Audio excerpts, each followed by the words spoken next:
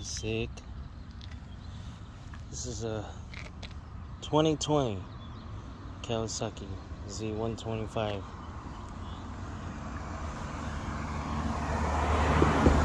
When I got it, it didn't have this lower piece, lower fairing, and it had an exhaust leak. Bought it used. Now replaced the exhaust, so no more leak. Got new tires, everything else. Pretty fun. It gets more MPGs than it really says online. Keep doing the math. I'm getting online, it says like around 80 to 84, I think, miles per gallon. I'm getting closer to like around 100 and maybe 10 sometimes, depending on how I drive or whatever, or ride, because you're on the bike, you're not in the bike. I had a 2018 Honda Grom, which is, you know, in the same class. I would say I like the Grom a little bit more, only because there's a lot more aftermarket parts for it. You could customize it a lot more.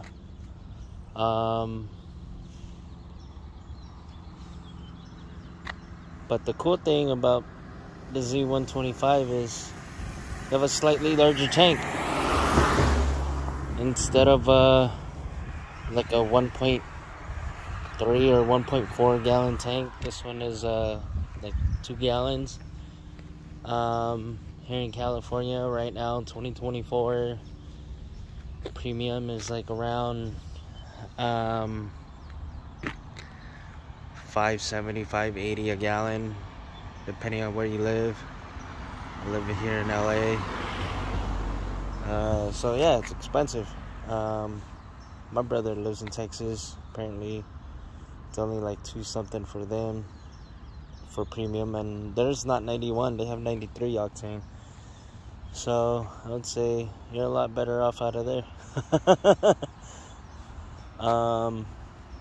But the cool thing about this thing is, if you're not riding, if you're not planning on riding far or going really fast, you just want to cruise around, little short trips around town, go get something to eat.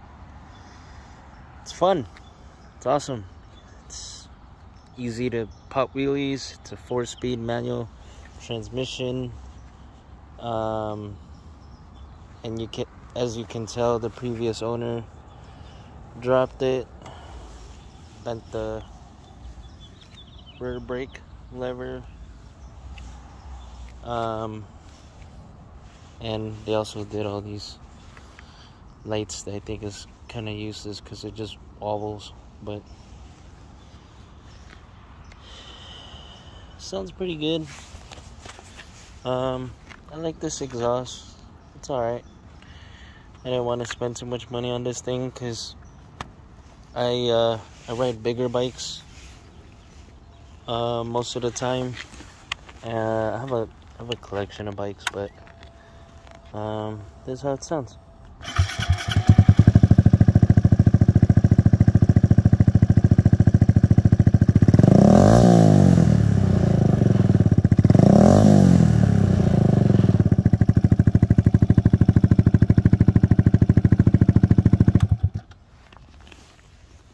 Pretty cool. It's unlike the Grom has full digital gauge cluster. This one is it has an analog, and then your speed is digital, and your fuel gauge is digital, which on the 2018 Grom didn't have a fuel gauge, it just had a light, so when the light turned orange, you knew you had to fill up. Convenient thing about this having a fuel gauge is you kind of know where you're at. You kind of know your limits. You kind of know how far you could go with how much fuel you got.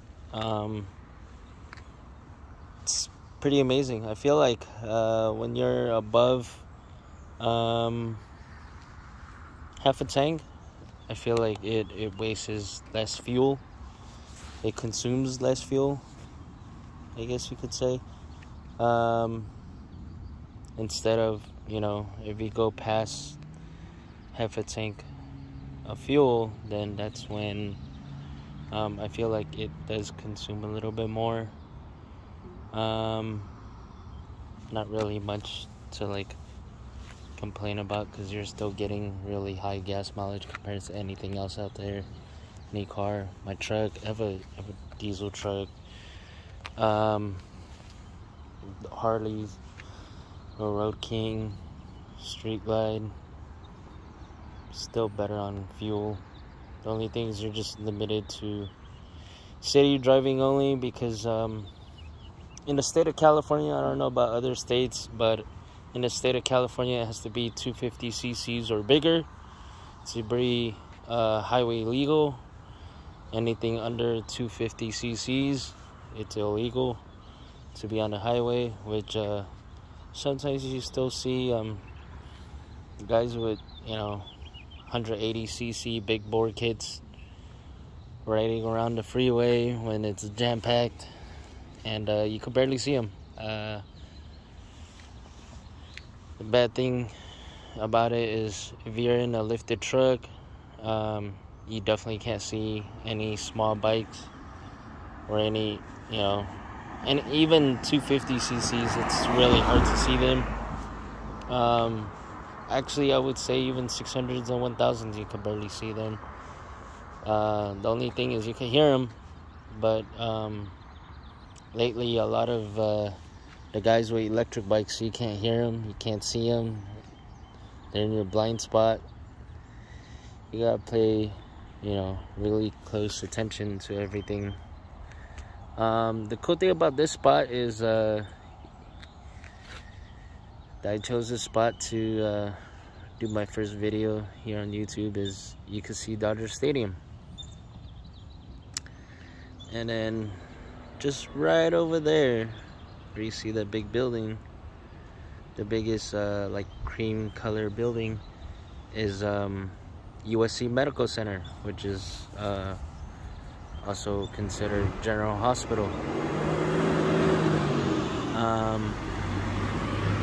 Right down here is actually LAPD training, like a school or camp or whatever. Sometimes when I come up here, you'll see SWAT trucks. I've seen some tactical trucks over here. I don't know what they do here. I'm not law enforcement, but it's pretty cool. This road that comes up here, you could see everybody's just riding and chilling, sightseeing. All the way up there's a little park. This guy's riding a electric bike. Right around that bend over there, there's a really nice view of LA too. You can see a little bit more towards a little bit more west side of LA. And then this is more northeast LA, and then Boyle Heights, and then East LA's way down past that way. And then past those hills over there, that's San Gabriel Valley. It's nice. Today it's overcast. It's weird to have cool weather around this time of the year, May. But today's Friday, May 17. Usually around the end of March or mid-April, it gets really hot. On our summer, it gets 120-degree weather. I mean, California used to be a desert, but yeah, seems like a good day to ride. You know, a little bit of throttle therapy.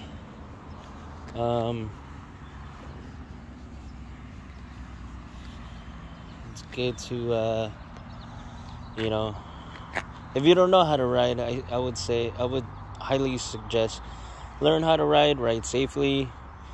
It's a good way to relieve some stress. Been building up a lot of stress lately. Went out for a nice little cruise. The only thing is there's a lot of idiot drivers here in LA. A lot more than, in the past. But as a biker, you just gotta be really aware of everything, and you gotta pick and choose your lanes and what lane to be on. For example,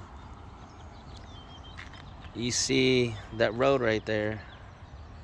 It has 2 lanes heading east and then 2 lanes heading north or west. The lane closest to the curb here in LA, the courthouse will consider that lane 2, which the other one will be lane 1, the closest to the center. I would say that it's much safer to be on lane 1, because if somebody pulls out of a driveway or something and they don't see you, at least you could avoid a collision. Even everyday driving in a car or truck, I usually choose to be on lane 1. Just don't drive too slow, because usually a lot of people here in LA, they get road rage pretty easily. Even if, the speed limit is 35, people are going 45, 50, 60. Today I was going in an area that was 35. Everybody was traveling like around 50, and then this red V6 Charger decided to go like around 75. And then when he saw a cop, he slowed down a lot. I saw his brake lights, and then I was like, he's probably some takeover kid, because I saw dents all over the whole car, and the whole rear bumper is all paint peeling and everything. And the Charger has to be anywhere from, I would say, maybe 2011 to 2014. It was around that gen. And for me, on this little bike, I just wanted to avoid him, because you want to avoid stupid drivers, because you never know if they are gonna carelessly hit you and just keep going. Then you're asked out. Here in LA, cops don't really care about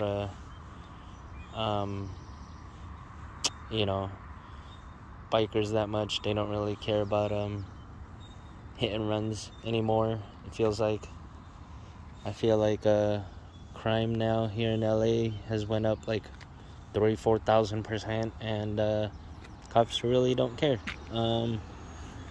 They have daily takeovers over here in LA, and cops just go and stop them, and they move to the next destination, and they just keep doing the same bullshit again.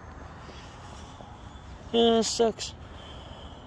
But that's why here in LA, a lot of us normal people that go to regular, car events, real car enthusiasts that goes to like Cars and Coffee or car shows or racetracks and stuff, when we are not driving our cars, well, we definitely avoid all those takeovers. But when we're not driving our cars, a lot of us are bikers and we like to cruise around. And I've always had a thing for mini bikes. I've had several different mini bikes, more than 12-13 years ago. Got this one recently in February, so had this one for a few months. I still have my I have a CBR 600 RR, CBR 1000 SP, Street Glide, Road King. Love everything. It's just, sometimes you gotta, whatever you're on, you know your limits, and you gotta avoid those idiots. The cool thing about riding little bikes like this is since you get really good gas mileage, I don't really care about how far I travel with it, even if it takes me forever to get there, because the top speed is only 58 miles an hour.